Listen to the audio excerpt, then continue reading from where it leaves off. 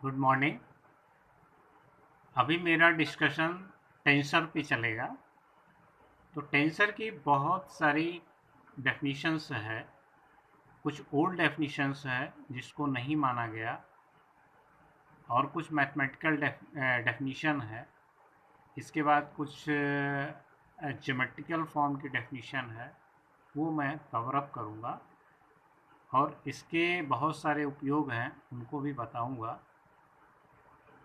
ये मेरा जितना भी एपिसोड अभी चल रहा है, ये बिगिनर्स लेवल का है, ये ज़ीरो लेवल का है।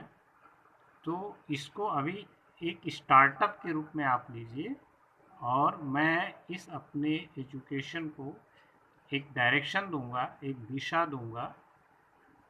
जैसे इसको स्टैंडर्ड वाइज में दूंगा, 1 to 12 स्टैंडर्ड का रहेगा, और कुछ कंपटीशन बेस पे रहेगा, जिसमें हायर कंपटीशन भी आप बीट कर सकते हो। जैसे IAS PCS रैंक के भी होंगे। और इसके बाद जितने भी क्लर्कल या रेलवे या बहुत सारे एग्ज़ाम होते हैं, ऑफिसर रैंक के, प्रोबेशनरी ऑफिसर रैंक के एग्ज़ाम होते हैं, उसमें भी ये आपको बहुत काम करेगा। तो मैं इसको एक डायरेक्शन दे करके फिर आपको स्टेप बाय स्टेप आऊँगा। तो ये इनिशियल स्पीच है, इनको आपको जानना चाहिए और ज़रूरी भी है। तो टेंसर के बारे में आप यूँ समझ लो, a tensor is an algebraic object that describe a relationship between sets of algebraic objects related to vector space। यहाँ देखो एक वर्ड लगा है, वेक्टर स्पेस। तो सारे वर्क जो है टेंसर को दूसरे वेक्टर स्पेस में जो डेफिनेशन आई है, ये वेक्टर स्पेस के फॉर्म में है। क्या है? An algebraic object that describe, यहाँ देखो एक ये जो रिलेशनशिप है किसके बीच में है? Set of an algebraic objects. यहाँ एल्जेब्राइक ऑब्जेक्ट है, और यहाँ relation between set of algebraic objects है। सेट लग गया। तो सेट्स और एल्जेब्राइक ऑब्जेक्ट्स के बीच का के रिलेशन को ही टेंसर बताता है। किसमें हो? वो वेक्टर स्पेस में हो। वेक्टर स्पेस को समझने के पहले हम थोड़ा सा ज्योमेट्रिकल रिप्रेजेंटेशन से समझेंगे इसको। इसका ज्योमेट्रिकल रिप्रेजेंटेशन कैसे होगा वो देखिए। देखो, ये हमने इस पे बताया था कि ये एक टेबल का ऊपर का सरफेस है, और ये पूरा हिस्सा जो है ये प्लेन को रिप्रेजेंट करता है। और इस प्लेन में क्या है? लेंथ है और ब्रेड्थ है। अगर ये टेबल का ना हिस्सा हो, तो आप इमेजिन करो, इसको आप इसके चौड़ाई को इस तरह से बढ़ा सकते हो, इसको बढ़ा सकते हो, इसको भी बढ़ा सकते हो, इसको यूँ ही बढ़ा सकते हो, तो इसको एक्सटेंड कर सकते हो अप टू इनफाइनाइट, बहुत बड़ा बना सकते हो। और इसके बीच में हमने 3 पॉइंट लिया था, ABC, और इसको मिला दिया था। तो ये एक इस जो टेबल के ऊपरी सिरे का एक प्लेन था, इसका ये पार्ट आप प्लेन हो गया। और यहाँ पे एक G पॉइंट लिया था, ये इस प्लेन का स्पेस हो गया। मतलब ये सारे पोर्शन जितने भी हैं, ये इस प्लेन के क्या प्लेन ऑफ द स्पेस हो गया, ये स्पेस हो गया। ठीक उसी प्रकार से जो वेक्टर है, जो वेक्टर है, ये वेक्टर स्पेस है। ये वेक्टर स्पेस, ऐसे वेक्टर स्पेस को कैसे डिफाइन करते हैं, यूँ समझेंगे। Vector space is collection of objects called vectors which follows algebraic operation, addition and scalar multiplication of vectors। तो वेक्टर स्पेस क्या हो गया? एक कलेक्शन ऑफ ऑब्जेक्ट है, ऑब्जेक्ट का पूरा समूह है, जिसको वेक्टर्स कहते हैं, जिसमें एक डायरेक्शन होती है, which follows algebraic ऑपरेशन, जो एल्जेब्रा के ऑपरेशन को फॉलो करते हैं, बेसिकली एडिशन और स्केलर मल्टीप्लिकेशन ऑफ वेक्टर्स, जिसको जोड़ भी सकते हैं और उसका अदिश से सदिश का गुणा भी कर सकते हैं, वो हम बताएंगे। तो इस तरह से ये क्या हो गया, it is a non empty set with two operation, vector addition and scalar multiplication. मतलब वेक्टर, जो वेक्टर स्पेस हो गया उसमें आप ये 10 फंक्शन कर सकते हो। u plus v is equal to v plus, ये देखो वेक्टर हमने दिखाया है, u प्लस, इसके ऊपर एरर लगा दिया है और ये बोल्ड लेटर में भी दिखाया है। तो इसको इतने operation u plus v plus u, v plus u plus v डब्लू, u plus zero equal to u plus minus u equal to zero, ये c स्केलर है, c into u plus v is equal to c u plus c v. यहाँ d भी scalar है, c plus d, दो scalar हो गए और इसको एक वेक्टर से मल्टीप्लाई किया गया। ये दोनों हम स्केलर को येलो में दिखा देते हैं, ये c भी स्केलर हो गया, ये सब डी भी स्केलर हो गया। तो ये सारे स्केलर को देखो, स्केलर और वेक्टर का मल्टीप्लाई, ये सारे ऑपरेशन होते हैं, ये वेक्टर स्पेस में पॉसिबल है। ये सारे जो ऑपरेशन जिसमें आएंगे वो वेक्टर स्पेस होगा। अभी दूसरा देखो, ये वेक्टर स्पेस से 1 से भी मल्टीप्लाई कर सकते हैं। इसके बाद u plus v belong to real number. Real number क्या होगा, रियल नंबर को 0 1 2 3 -1 -2 -3, इस तरह से जीरो के साथ माइनस और प्लस दोनों नंबर्स का जो सेट होगा वो रियल नंबर होगा।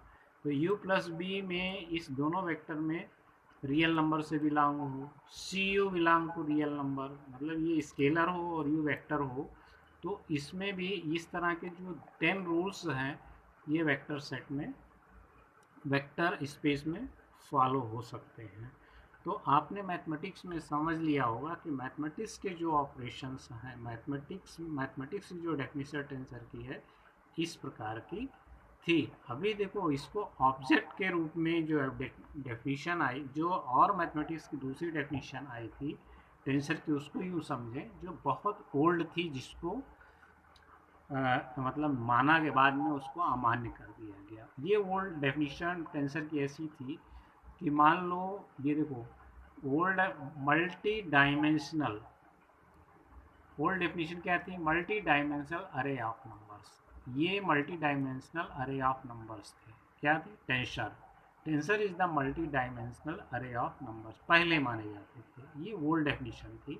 अरे मीन्स ग्रिड होता है। अभी यूँ समझें कि मान लो यस एक ये है, क्या है, यस एक स्केलर का सेट है जिसमें ये ऐसी मैट्रिक्स है जिसमें कुछ भी नहीं है, जैसे उसमें नंबर्स 1 1 2 5 3 बाई 4 या पाई है, ये इसमें एक सेट है।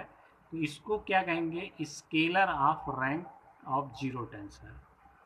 मतलब स्केलर फॉर्म में जो टेंसर होगा, ये सेट ऑफ नंबर्स है लेकिन ये जीरो टेंसर्स इसमें हो सकते हैं। तो मल्टी डायमेंशनल हमने बोला अरे ऑफ नंबर्स कैसे होंगे, तो ये देखो स्केलर क्वांटिटी जिसमें जीरो टेंसर का है।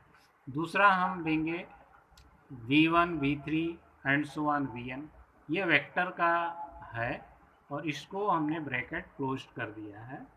ये जो एक मैट्रिक्स बन जाती है तो इसको क्या कहेंगे, vector of rank 1 matrix tensor, vector of rank 1 matrix, क्योंकि इसमें एक कॉलम है, कॉलम को ही रैंक कहेंगे। अभी हम मैट्रिक्स को समझेंगे, मैट्रिक्स क्या होती है। तो देखो मैट्रिक्स यूँ समझेंगे, मैट्रिक्स को समझने के लिए मैं यूँ समझा रहा हूँ।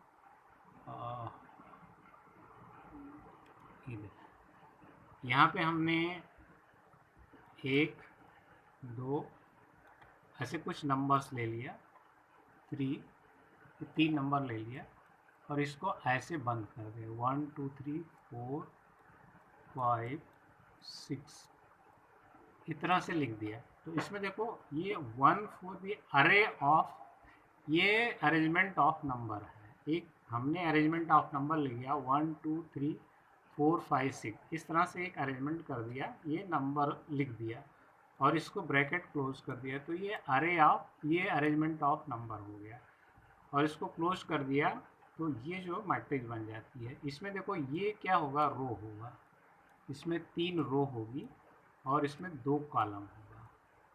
तो ये मैट्रिक्स का ऑर्डर क्या होगा, 3 रो 3/2, मतलब 3 रो हो गए और 2 कॉलम हो गए, तो 3/2 ऑर्डर की मैट्रिक्स हो गई।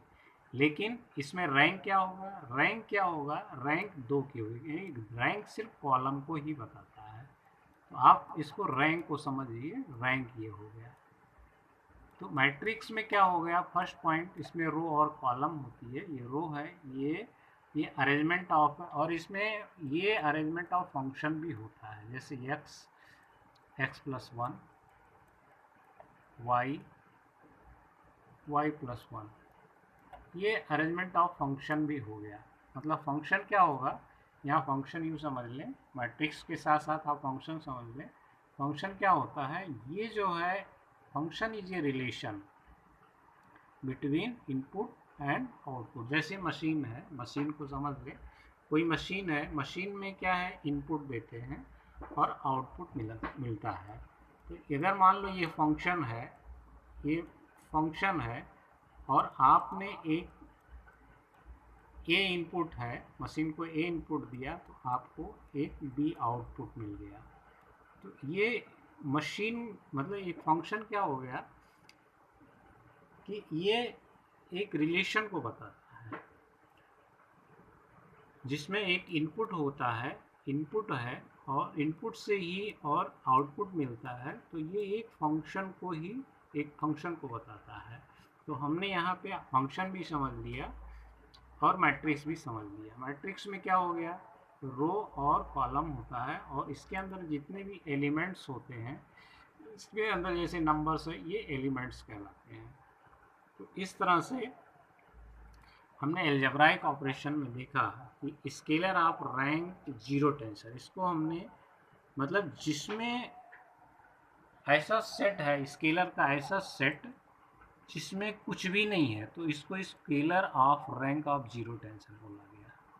मतलब ऐसे नंबर लिख दिया गया और उसको एस से बोल दिया गया कि भाई ये नंबर एस से डिफाइन हो और इसमें कुछ भी ना हो, मतलब सिर्फ एस लिख दिया गया जिसमें ना तो रो है ना कॉलम है, तो scalar of rank of 0 tensor. तो ये इस तरह से ओल्ड जो डेफिनेशन थी, मल्टी डायमेंशनल अरे ऑफ नंबर्स थी, ये टेंसर की डेफिनेशन थी। तो यहाँ देखो, ये जिसमें कोई भी रो और कॉलम नहीं है, इसको रैंक 0 टेंसर बोला गया। बाद में v1 v3 v and so on, ये वेक्टर्स को जब इसको कॉलम के फॉर्म में लिखा गया, एक मैट्रिक्स फॉर्म में लिखा गया, तो इसमें सिर्फ कॉलम आई तो vector of rank of matrix tensor बोला गया। मतलब अरे ऑफ नंबर्स हुआ, ये एक रैंक की मैट्रिक्स हो गई, फिर दूसरी रैंक की मैट्रिक्स 2 हो गई, फिर तीसरी रैंक की मैट्रिक्स 3, ऐसे मल्टी डायमेंशनल अरेज के रूप में, ग्रिड के रूप में माना गया। ये टेंसर पहले बहुत ओल्ड कंसेप्ट थी मैथमेटिक्स की, किसी ने दिया था, किसी मैथमेटिशियन ने दिया था, वो टेंसर के बारे में इस तरह से उन्होंने बताया था। तो बाद में इसका क्या हुआ, ज्योमेट्रिकल रिप्रेजेंटेशन हुआ। ज्योमेट्रिकल रिप्रेजेंटेशन के लिए फिर से नई डेफिनेशन आई। तो tensor is an object that is invariant and that is under a change of coordinates and has components that change in a special predictable way under a change of coordinates। मतलब tensor की जो geometrical form में आ गई ये definition, ये इस तरह किया गया। इस डेफिनेशन को आप यूँ समझ सकते हैं कि मान लो ये मैंने आपको बताया था, ये देखो ये है, ये पेंसिल या पेन है, इसके सामने एक कोई वस्तु है और इसके दिशा में ये डायरेक्शन है, और मैंने इसको ये देखो, ये लेंथ और ब्रेड्थ का प्लेन है, ये लेंथ और ब्रेड्थ का प्लेन, ये 2 डायमेंशनल स्पेस है। लेकिन इसके ऊपर अगर हम ऐसे भी इसके लंबवत कोई एक ऐसी चीज़ रख दें तो ये 3 डायमेंशनल होगा। तो 3 डायमेंशनल कैसे बनेगा उसको आप समझिए। थ्री डायमेंशनल फिगर कैसे बनती है उसको यूँ आप समझ सकते हैं। देखो, थ्री डायमेंशनल को समझने के लिए कोई भी क्यूब ले लो, इस तरह से बना लो, ये इस तरह से स्ट्रक्चर बन जाए, ऐसे बन जाए, और यहाँ पे इस तरह से बन जाए, इस तरह से बन जाए, और ऐसे बन जाए, इस तरह से कुछ बन जाए। तो ये देखो, ये इसमें इसको यूँ मैंने मिला दिया, ऐसे मिला दिया, यूँ मिला दिया, यूँ मिला दिया, यूँ मिला दिया, यूँ मिला दिया, यूँ मिला दिया, यूँ मिला दिया, यूँ मिला दिया। तो ये देखो थ्री डायमेंशनल एक स्ट्रक्चर बन गया। इसमें क्या लेंथ है, लंबाई है, चौड़ाई है, और इसमें एक ऊंचाई भी आ गई। लंबाई लंबाई चौड़ाई और ऊंचाई आ गई। तीन थ्री डायमेंशनल हो गया। टू डायमेंशनल में क्या हो गया, ये सिंपल ऐसे ही है, एक दो, लंबाई और चौड़ाई, ये टू डायमेंशनल हो गया। तो उसी को मैं समझाने की कोशिश कर रहा हूँ। यहाँ पे क्या है, टेंसर का जो ज्योमेट्रिकल रिप्रेजेंटेशन है इस तरह से हुआ। टेंसर की जो ज्योमेट्रिकल रिप्रेजेंटेशन आई वो इस तरह की हुई। देखो, ज्योमेट्रिकल रिप्रेजेंटेशन इसका ये हुआ, मतलब ये राइट था इनिशियल पोजीशन, ये राइट की ये पोजीशन आ गई, दूसरी पोजीशन। तो यहाँ से इस पोजीशन में बहुत सारे कंपोनेंट्स हुए होंगे। ये इसके मांसपेशियों में तनाव हुआ होगा और इसकी दिशा बदल गई, तो इस तरह से बहुत सारे इसमें हुए होंगे। तो हमने इसको बेसिकली एक पेन का एग्जांपल देके जो बताया था, तो मान लो ये पेन का ये पोजीशन जो है, इस पोजीशन पे पेन क्या है, इनवेरिएंट है, मतलब ये स्टेबल है। अब ये वेरिएंट कैसे होता है, देखो इसके कंपोनेंट्स कैसे होते हैं। ये पेन की डायरेक्शन है, ऐसे ये डायरेक्शन है, तो इसके कंपोनेंट कैसे होंगे, यूं हो सकते, यूं हो सकते, यूं हो सकते। मतलब ये पेन के डायरेक्शन ऐसे एक्स और वाई के रूप में हो सकते। ये पेन कैसे मुड़ सकता है, यूं मुड़ सकता है, यूं मुड़ सकता है, ठीक है। ये यूं एक एक कोऑर्डिनेट ये बन जाएगी 2 1 2, एक कोऑर्डिनेट ये बन जाएगी, और दूसरी कोऑर्डिनेट इस तरह से बन जाएगी कि ये एक्स वाई जेड तीन डायरेक्शन में घूम सकता है, ये यू यू यू घूम सकता है ऐसे। तो ये दूसरी डायरेक्शन ऐसी चेंज हो जाएगी। तो ये मैंने कोऑर्डिनेट्स बता दिया, ये एक्स और वाई है, ये एक्स और वाई और जेड तीन एक्सिस में बता दिया। यहाँ 2 1 2 एक कोऑर्डिनेट सिस्टम हो गया, और दूसरी इस पेन की 1 3 2 कोऑर्डिनेट सिस्टम बन गए। ये आपस में जो है इंटरचेंज हो सकते हैं। मतलब यहाँ पे पेन की पोजीशन इनवेरिएंट थी, यहाँ पेन इसके कंपोनेंट बदल रहे हैं, दो पोजीशन ट्रांसफॉर्म हो रही है। तो एक ट्रांसफॉर्मेशन हो रहा है, मतलब इस पोजीशन पे राइट की ये पोजीशन है, और ये पोजीशन में ये एक ट्रांसफॉर्मेशन दे रहा है। इसी छोटे से कंसेप्ट को लेकर आइंस्टीन ने थ्योरी ऑफ रिलेटिविटी दिया था, और उसमें बहुत सारे उन्होंने बिग बैंग थ्योरी भी इसी से सॉल्व हुई थी। तो आप यूँ समझें कि टेंसर का उपयोग पहले मैथमेटिक्स में हुआ था, किसी मैथमेटिशियन ने उसको बताया था, एक कंसेप्ट दिया था, उसको बाद में ज्योमेट्रिकल रिप्रेजेंटेशन के डेफिनेशन दी गई, और अब जा कर के उसके बहुत बड़े बड़े उपयोग हुए, जैसे आइंस्टीन ने थ्योरी ऑफ रिलेटिविटी दी। तो इस तरह से उसके स्कोप को समझा गया। तो उसके स्कोप को, मतलब एक टेंसर को बहुत सारे रूपों में देखा गया। तो उसके नेक्स्ट डेफिनेशन आप समझ लीजिए, ये डेफिनेशन हो सकती है,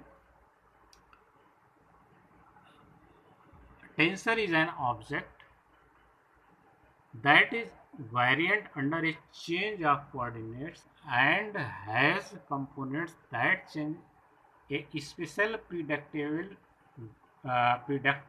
way under a change of coordinates.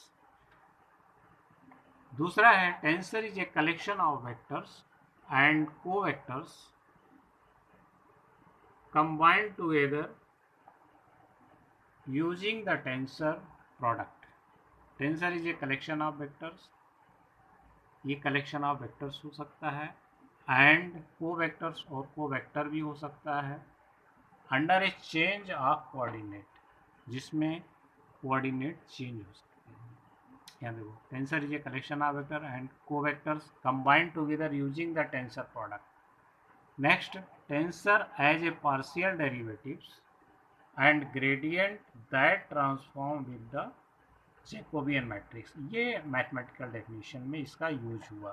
Tensor as a partial derivative, मतलब टेंसर को पार्शियल डेरिवेटिव में लिया गया, डेरिवेशन में लिया गया और ग्रेडियंट में लिया गया, that transform with the Jacobian matrix, जो जैकोबियन मैट्रिक्स के द्वारा ट्रांसफॉर्मेशन को डिस्क्राइब किया गया। तो टेंसर को हमने बहुत सारे कलेक्शन के रूप में लिया।